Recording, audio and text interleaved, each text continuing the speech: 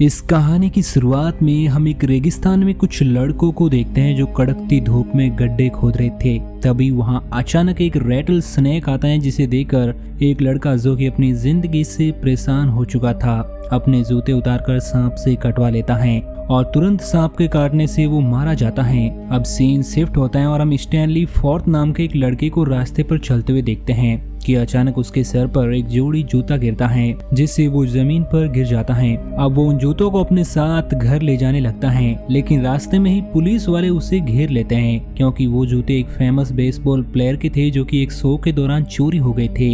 इसलिए पुलिस वालों को शक था कि स्टैनली ने ही उन जूतों को चोरी किया है। ये सोचकर पुलिस वाले उसे लेकर उसके घर जाते हैं, जहाँ मौजूद चीजों को देखकर उनका शक और भी गहरा हो जाता है। दरअसल उसके घर में दर्जनों जूते मौजूद थे और स्टैनली के रूम में बेसबॉल प्लेयर की फोटो भी थी। इन सब चीजों को देखकर स्टैनली को कोर्ट में ले जाया जाता है, जहां उसके सामने दो ऑप्शन रखे जाते हैं, एक जेल जाने का और दूसरा कैंप ग्रीन लेक में 18 महीने बिताने का। तब स्टैनली कैंप वाला ऑप्शन चूज करता है और ट्रिप में जाते वक्त उसे लगता है कि शायद ये सब कुछ बुरी चीजें उसकी फैमिली का कोई श्राप है जो उसे इफेक्ट कर रही हैं। अब उसकी बस एक बहुत बड़ी रेगिस्तान से गुजरती है जहां बहुत सारे गड्ढे थे। उसे रास्ते में एक व्यापारी गधे के साथ खड़ा दिखाई देता है, लेकिन यह बस उसका एक भ्रम था।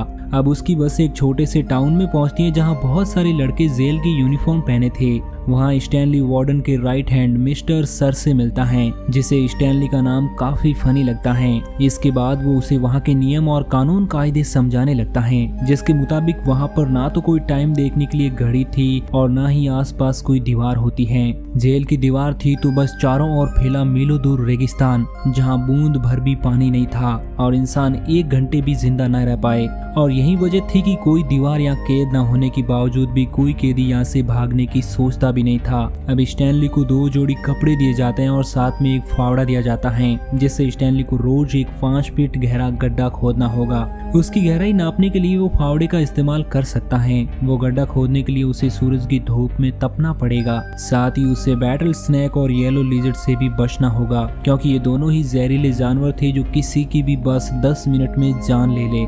इसके बाद स्टैनली कैंप के काउंसलर डॉक्टर पिंस्की से मिलता है, जो उसे पूरे एरिया का चक्कर लगाकर बताता है कि यहाँ का रूल है कि वार्डन को परेशान ना किया जाए, वरना नतीजे बहुत बुरे हो सकते हैं। इसके बाद वो उसे दूसरे लड़कों के पास ले जाते हैं जो स्टैनली को उसके सोने की जगह दिखाते हैं। वहाँ के बेड पर उल्टियों के निशान थे, जो कि बीमार लोग मर चुके थे उनके थे। डॉक्टर सभी लड़कों को उनके असली नाम से पुकारता था, लेकिन वो लोग एक दूसरे को निक नेम से पुकारते थे जो उन्हें वहां आने के बाद मिले थे। उनमें सबसे छोटे लड़के का नाम जीरो था, क्योंकि वो किसी से बात नहीं करता था। इसके बाद स्टैनली एक लड़के को उसके रियल नेम से पुकारते हुए पूछता है कि कैंटीन कहाँ पर है, जिस पर वो लड़का गुस्से में उसे धक्का देता है और याद दिलाता है कि उसे सिर्फ निक नेम से ही बुलाना है। कुछ देर बाद स्टैनली खाना खाने बैठता है, लेकिन तभी एक्सरे नाम का लड़का उसके खाने का कुछ हिस्सा ले लेता है और कहता है कि तुमने तो आज कोई भी गड्ढा नहीं खोदा, इसलिए तुम्हें ज्यादा खाने की जरूरत नहीं है। इसके बाद सब लड़के स्टैनली से पूछते हैं कि वो यहाँ पर क्यों भेजा गया, जिस पर स्टैनली उन्हें बताता है कि उसने मशहूर सेलिब्रिटी के जूते चुराए थे।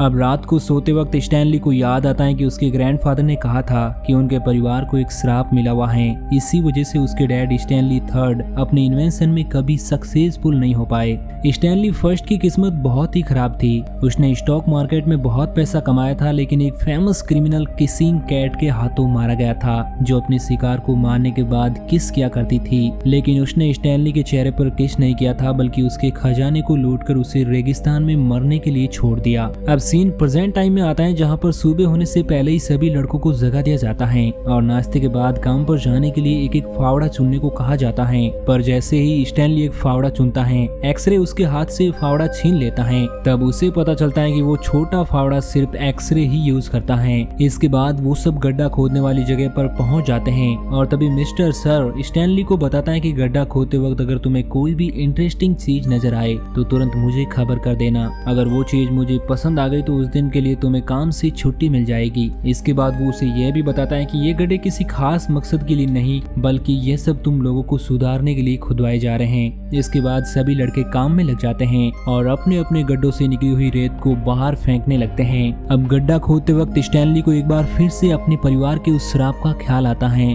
उसका एक पूर्वज एलिया सूरों के फार्म में काम किया करता था, जहाँ उसे अपने मालिक की बेटी मायरा से प्यार हो गया था। तब वो जर्नी नाम की एक भविष्य बताने वाली लेडी के पास गया और उससे पूछा कि लड़की का दिल जीतने के लिए उसे क्या करना होगा, जिसके जवाब में जर्नी ने उसे यह सब भूलकर अमेरिका जाने की सलाह दी ताकि उसका करियर सुधर सके। लेकिन एलिया ने हार नहीं मानी और मायरा के डैड को सब बता दिया। लेकिन वहाँ एक और आदमी था जो मायरा से शादी करना चाहता था, जिसने मायरा के पिता को दहेज में ढेर सारे सुअर दिए और उसका दिल जीत लिया। जिसके बाद एलिया दुखी होकर फिर से जीरोनी के पास गया, लेकिन इस बार जीरोनी को उस पर दया आ गई और उसने एक ट्रिक बताई कि तुम्हें हर दिन एक छोटे से सुअर को पानी पिलाने के लिए पहाड़ पर ले जाना होगा और जब तक पिग पानी पिएगा तुम्हें वहीं रुककर गाना गाना होगा। इस तरह तुम भी मजबूत हो जाओगे और सुअर भी काफी बड़ा हो जाएगा और दहेज के लिए एक अच्छा गिफ्ट बन सकता है। लेकिन पिग को पानी पिलाने के बाद मुझे भी पहाड़ पर ले जाकर पानी पिलाना होगा और अगर तुमने ऐसा नहीं किया तो तुम पर और तुम्हारी आने वाली पीढ़ियों पर एक शराप लग जाएगा। एलिया खुशी खुशी बात मान जाता है और रोजाना ऐसा ही करने लगा। जब एक दिन पिग काफी बड़ा हो गया तो वो उसे लेकर अपने होने वाले ससुर के पास जाकर उसे दहेज में दे देता है।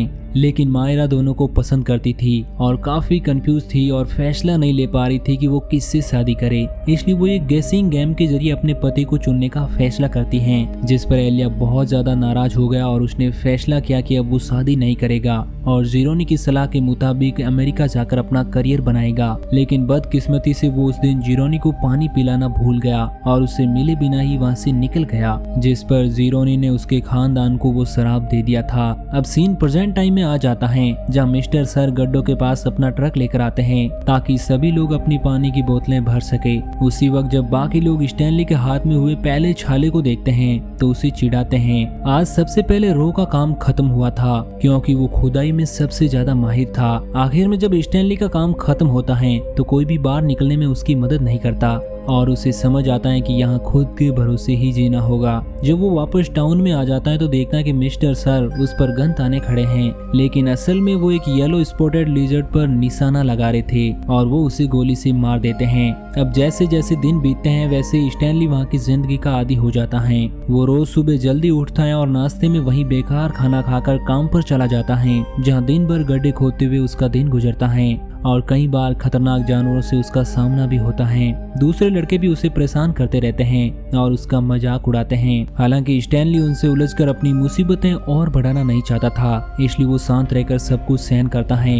जब वो अपनी मॉम को खत लिखता है तो उसे बताता है कि वो वहाँ बहुत एंजॉय कर रहा है और वो एक नॉर्मल समर कैंप की तरह बहुत ही बढ़िया जगह है। एक दिन शाम को गड्ढा खोदते स्टैनली को एक फॉसिल मिलता है जिसे वो डॉक्टर पिंस्की के पास लाता है, लेकिन डॉक्टर कहता है कि वार्डन को फॉसिल से कोई मतलब नहीं है। फिर वो उसे बताता है कि इस एरिया में कभी झील हुआ करती थी और इसके चारों तरफ फैली हुई जमीन वार्डन के ग्रैंडफादर की थी। अब हम पास्ट में देखते हैं कि वो एरिया कभी हरा भरा हुआ करता था, जहां सैम नाम का एक व्यापारी अपनी गधा गाड़ी में प्याज बेचने के लिए अक्सर आया करता था। सैम को वहां की एक लोकल टीचर कैथरीन पर कर्ज था, जिसके लिए वो प्याज से बना एक खास किस्म का नाश्ता लाया करता था, जिसके बदले में वो उसे अचार दिया करती थी। टाउन के सभी लोगों को कैथरीन पसंद थी और कैथरीन का सैम को इतनी इम्पोर्टेंस देना उन्हें बिल्कुल पसंद नहीं था। अब एक दिन बारिश के दौरान सैम और कैथरीन एक दूसरे को किस कर रहे थे और तभी वॉकर उन्हें देख लेता है और पूरे टाउन में ये खबर फैला देता है, जिसे थोड़ी देर में सारे गांव वाले मिलकर सजा के तौर पर स्कूल को जला देते हैं। अब कैथरीन दौड़ती हुई पुलिस के पास जाती है, लेकिन वो नशे में धुत था जो कैथरीन के साथ बदतमीजी करने की कोशिश करता है। इसके बाद कैथरीन दौड़ती हुई वापस सैम की ओर जाती है, लेकिन तब तक बहुत देर हो चुकी थी क्योंकि गाँव वालों ने बोट में बैठे सैम को गोली से मारकर खत्म कर दिया था।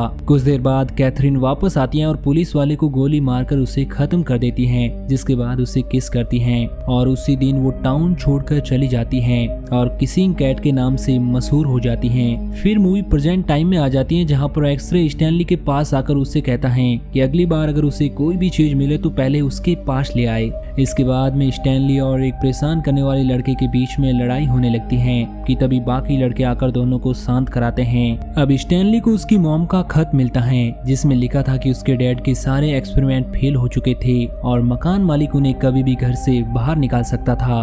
अगले दिन गड्ढा खोदते वक्त स्टैनली को एक छोटी सी चीज मिलती है जिस पर KB लिखा हुआ था। लड़कों को लगता है कि शायद ये शॉटगन की सेल है, पर ये बहुत पतला था। तभी एक्सरे स्टैनली के हाथ से वो चीज छीन लेता है और जैसे ही पिंस्की उस चीज को देखता है वो तुरंत जाकर वार्डन को खबर कर देता है। लेकिन जब वार्डन वहां पर आता है तो उसे देखकर सभी लड़के हैरान रह जाते हैं, क्योंकि वार्डन एक बहुत ही खूबसूरत महिला थी जो उस चीज को देखकर बहुत खुश होती है और एक्सरे को उस दिन की छुट्टी भी दे देती है और बाकी सभी लड़कों से एक्सरे के गड्ढे के आसपास का पूरा एरिया खोदने को कहती हैं। इसलिए उस दिन बाकी सबको ज्यादा काम करना पड़ता है, लेकिन फिर भी उन्हें कोई चीज नहीं मिलती। अगले कुछ दिनों तक सभी लड़के उसी टनल को खोदते रहते हैं जो उन्होंने क्रिएट किया था, पर उन्हें वहाँ पर एक छोटे से डायलर के अलावा और कुछ भी नहीं मिलता। और इसके बाद वार्डन उन्हें ये टनल खोदने को रोककर पहले की तरह गड्ढे खोदने को कह देती है। अगले दिन जब मिस्टर सर लड़कों की बोतलें भर रहा होता है, तब एक लड़का उसके ट्रक से सनफ्लावर के बीज चुरा लेता है और उसके जाते ही सब लड़के उन बीजों को आपस में बांटने लगते हैं। लेकिन जल्द ही मिस्टर सर को बैग चोरी के बारे में पता चल जाता है और वो ट्रक मोड़कर वापस आ जाता है। वो सभी उन बीजों को छुपाने लगते हैं और तभी गलती से वो बैग स्टैनली के पैरों पर गिर जाता है। इसलिए वो बैग को रेत के अंदर छुपाने की कोशिश करता है, लेकिन फिर भी मिस्टर सर बैग को देख लेता है और तब अपने दोस्तों को बचाने के लिए स्टैनली झूठ बोल देता है कि ये चोरी मैंने खुद किया है। ये देखकर सब लड़के हैरान रह जाते हैं। इसके बाद मिस्टर सर स्टैनली को सजा देने के लिए वार्डन के पास लेकर जाता है। उसके ऑफिस के अंदर किसिंग कैट के बहुत सारे पोस्टर लगे हुए थे। अब वार्डन मिस्टर सर को थप्पड़ मारती है क्योंकि उसने सनफ्लावर सीड्स जैसी मामूली चीज के लिए स्टैनली का गड्ढा खोदना रुकवा दिया था। इसके बाद वो स्टैनली को वापस काम पर भेज देती हैं और जब वो खुदाई करने वाले एरिया में वापस आता है तो सभी लड़के उसे हीरो की तरह ट्रीट करते हैं। स्टैनली देखता है कि जीरो ने उसके हिस्से का गड्ढा भी खोद दिया है, जिससे खुश होकर वो उसे बढ़ाने के लिए तैयार हो जाता है। अब मिस्टर सर स्टैनली से इतना नाराज था कि वो उसको खाना पानी तक नहीं देता। इधर स्टैनली सोचता है कि ऑफिस ने उसने जो कुछ देखा था उससे तो यही लगता था कि जो पतली सी ट्यूब उस गड्ढे में मिली थी वो शायद किसिंग कैट की लिपस्टिक थी। तभी फ्लैशबैक में दिखाया जाता है कि कैट सिर्फ उन्हीं लोगों को मारती है जो सैम की मौत और स्कूल की बर्बादी के लिए जिम्मेदार थे, पर उसने बहुत सारा खजाना लूटा था। स्टैनली फर्स्ट से खजाने की पेटी लूटने के बाद उसने उसे वहां गाड़ दिया था जहां कभी झील हुआ करती थी। इसके बाद उसके पास वॉकर और उसकी वाइफ आ जाते हैं जो दोनों पैसों के लिए बेचैन हो रहे थे, क्योंकि सैम के मरने के बाद वो झील सूख चुकी थी और पूरा टाउन भी बर्बाद हो चुका था। कैट चाहती तो उसे उसी वक्त मार देती, लेकिन वो उससे पूरा बदला लेना चाहती थी, इसलिए वो खुद को एक जहरीली छिपकली से कटवा लेती हैं ताकि वहीं पर उसकी मौत हो जाए। और खजाने का सही लोकेशन मालूम ना होने के कारण वॉकर और उसकी आने वाली पीढ़ियां, जिसमें वार्डन भी शामिल थी, इतने बड़े रेगिस्तान में जिंदगी भर गड्ढे खोदते रह जाए। अब सीन फिर से प्रेजेंट टाइम में आ जाता है जहाँ स्टैनली जीरो को पढ़ना लिखना सिखाता है और तभी उसे पता चलता है कि जीरो का असली नाम हेक्टर जीरोनी है। इसका मतलब यह था कि वो मैडम जीरोनी का वंशज है। जीरो गड्ढे खोदने में फास्ट था, इसलिए वो स्टैनली का गड्ढा भी खोदने में हेल्प करता है। उसे देखकर दूसरे लड़के उससे जलने लगते हैं। अब एक दोपहर एक बदमाश लड़का स्टैनली को परेशान करने लगता है। स्टैनली उसे मना करता है और देखते ही देखते दोनों फाइट करने लगते हैं, लेकिन जल्दी ही स्टैनली कमजोर पड़ने लगता है और तभी जीरो उसकी हेल्प करने के लिए लड़ाई में कूद पड़ता है और वह उस दूसरे लड़के को जान से मारने ही वाला था कि तभी डॉक्टर पिंस्की उन दोनों को रोकने के लिए हवा में फायर करता है। उसी वक्त वहाँ पर वार्डन आ जाती हैं। तब सभी लड़के उसे बताते हैं कि जीरो स्टैनली को गड्ढा खोदने में हेल्प करता है। इस पर स्टैनली बताता है कि बदले में मैं भी उसे पढ़ने लिखने में हेल्प करता हूँ। यह सब सुनकर वार्डन को काफी गुस्सा आता है, जबकि पिंस्की जीरो का मजाक उड़ाते हुए उसे गधा और बेवकूफ कहता है, जिसे सुनकर जीरो को गुस्सा आ जाता है और वो उसे फावड़े से मारकर रेगिस्तान में भाग जाता है। मिस्टर सर उसे पकड़ने के लिए जाना चाहता है, लेकिन वार्डन उसे रोक देती है क्योंकि जीरो का इस दुनिया में कोई नहीं था, इसलिए वो लोग उसकी फाइल रिकॉर्ड से डिलीट कर देंगे और ऐसा जाहिर करेंगे जैसे वो कभी यहाँ आया ही नहीं था। शाम को सभी लड़के बैठकर डिस्कस करते हैं कि जीरो रेगिस्तान में किस तरह मरेगा। उनकी बातों से स्टैनली को जीरो की काफी फिक्र होने लगती है। तभी उसे याद आता है कि किसिंग कैट के हाथों लूट जाने के बाद स्टैनली फर्स्ट रेगिस्तान में 16 दिनों तक जिंदा रहा था, क्योंकि उसे एक जगह पर पनाह मिल गई थी जिसे गॉड्स थंब यानी भगवान का अंगूठा कहा जाता है। लेकिन वो जगह कहाँ थी और कैसी थी यह ना तो किसी को पता था और ना ही स्टैनली फर्स्ट किसी को बता पाया, क्योंकि जब लोगों ने उसे ढूंढा तब तक वो आधा पागल हो चुका था। अगले दिन जीरो की जगह एक नया लड़का आता है जो स्टैनली को बहुत परेशान करता है। तब स्टैनली एक प्लान बनाता है और जब मिस्टर सर सबको पानी देने के लिए आता है तो स्टैनली उसका ट्रक चुराकर भागने लगता है, लेकिन मिस्टर सर ट्रक के दरवाजे से लटक जाता है। तब स्टैनली उसे धक्का देकर गिराने की कोशिश करता है और इस चक्कर में उसका ध्यान बंट जाता है और ट्रक एक गड्ढे में जाकर गिर जाता है, मगर स्टैनली हिम्मत नहीं हारता और पैदल ही भागने लगता है। दूसरे लड़के उसे भागते देखकर खुशी से चिल्लाने लगते हैं। जब वार्डन को उसके भागने की खबर मिलती है तो वो मिस्टर सर से कहती हैं कि उसके गुमशुदा होने की रिपोर्ट 2 हफ्ते बाद भेजेंगे, क्योंकि तब तक उसकी लाश भी सड़ गल चुकी होगी और हमें ढूंढने की जरूरत भी नहीं पड़ेगी। उधर कड़कड़ाती धूप में स्टैनली चलता रहता है। आखिरकार उसे सैम का बोट दिखता है जिसके नीचे थका हारा सा जीरो पड़ा था। वो पीच के बने उस जैम को खाकर जिंदा था जो कैट ने सैम को दिए थे। स्टैनली भी थोड़ा जैम खाता है और तभी उसकी नजर एक पहाड़ पर पड़ती है जो अंगूठे जैसा दिखता था और उसे याद आता है कि शायद यही वो जगह थी जहां उसका पूर्वज स्टैनली फर्स्ट ठहरा था। अब वो दोनों उस बोट को छोड़कर पहाड़ पर चढ़ने लगते हैं जो काफी मेहनत का काम था। तभी अचानक स्टैनली फिसलकर गिरने लगता है, लेकिन तभी जीरो उसे बचा लेता है, मगर ऐसा करते हुए जीरो के हाथ पर चोट लग जाती है। तभी स्टैनली उसकी मरहम पट्टी करता है और वो दोनों लड़के फिर से चलने लगते हैं, लेकिन जल्द ही जीरो बहुत थक चुका था इसलिए वो आगे चलने से इनकार कर देता है। तब स्टैनली उसे अपनी पीठ पर लाद कर पहाड़ पर चढ़ने लगता है, ठीक उसी तरह जिस तरह उसके पूर्वज एलिया पिग को पीठ पर लाद कर पहाड़ पर चढ़ते थे।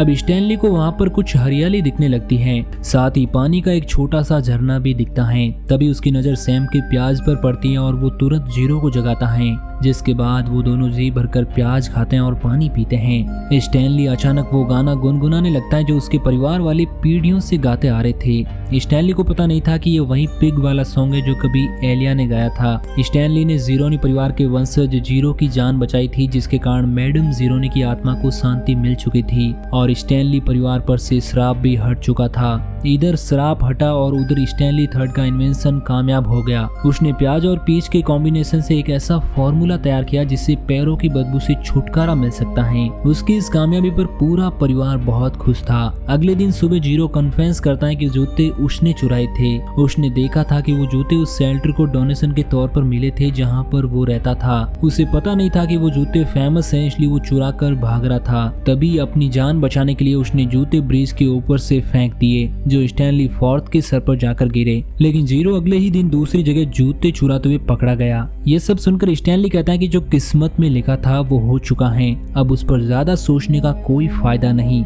नेक्स्ट सीन में स्टैनली की लॉयर उसे रिहा कराने कैंप पर आती है क्योंकि कोर्ट को पता चल चुका था कि स्टैनली बेकसूर हैं, लेकिन वार्डन उसे वहां से भगा देती हैं। तब वो जाते हुए कहती हैं कि अगली बार मैं अपने साथ पुलिस वालों को लेकर आऊंगी। अब फिर से स्टैनली और जीरो को दिखाया जाता है जो थोड़ा आराम करने के बाद उसी खुदाई वाले एरिया में पहुंच जाते हैं और उस गड्ढे को ढूंढने लगते हैं जहां स्टैनली को लिपस्टिक मिला था। वो दोनों उसकी खुदाई करते हैं और उन्हें वो संदूक मिल जाता है जिसके अंदर खजाना भरा था। इसके बारे में वार्डन और मिस्टर सर को पता लगता है तो वो दोनों वहां पर आते हैं, लेकिन तभी ढेर सारी जहरीली छिपकलियां उन दोनों लड़कों और खजानों को कवर कर लेती हैं, मानो उन्हें प्रोटेक्ट कर रही हो। ये देखकर वार्डन इंतजार करती हैं कि जल्द ही छिपकलियां दोनों लड़कों को मार डालेगी और फिर वो उस खजाने की मालिक बन जाएगी। नेक्स्ट सीन में सुबह हो जाती है और वार्डन देखती है कि छिपकलियों ने लड़कों को अभी तक नहीं काटा था और वो वहीं पर थी। तभी वहां पर लॉयर पुलिस वालों को साथ लेकर आती हैं। उन्हें देखते ही वार्डन झूठी कहानी सुनाने लगती है कि दोनों लड़के मेरे ऑफिस से खजाने की पेटी लेकर भाग रहे थे,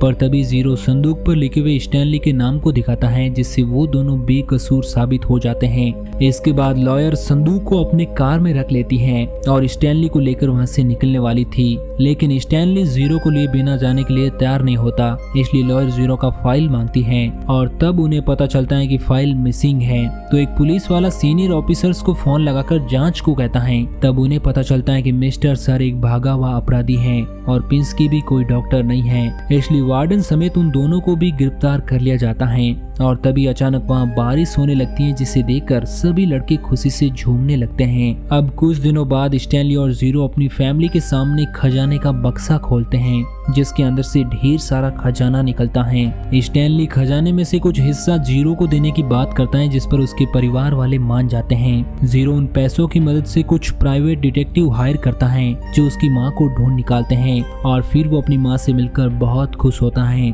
अब सरकार उस समर कैंप को बंद कर देती है और लड़कों को काउंसलिंग के लिए भेज देती है। इधर स्टैनली और जीरो का परिवार एक दूसरे का पड़ोसी बन जाता है और वो बहुत ज्यादा खुश थे। स्टैनली थर्ड का इन्वेंशन बहुत ही कामयाब होता है और फेमस बेसबॉल प्लेयर भी अब उसी के प्रोडक्ट के लिए एडवर्टाइजमेंट करता है और इसी के साथ ये मूवी यहीं पर एंड हो जाती है। तो दोस्तों, आपको ये कहानी कैसी लगी नीचे कमेंट करके जरूर बताना और इसी तरह की कहानी के लिए मेरे चैनल को सब्सक्राइब जरूर करना।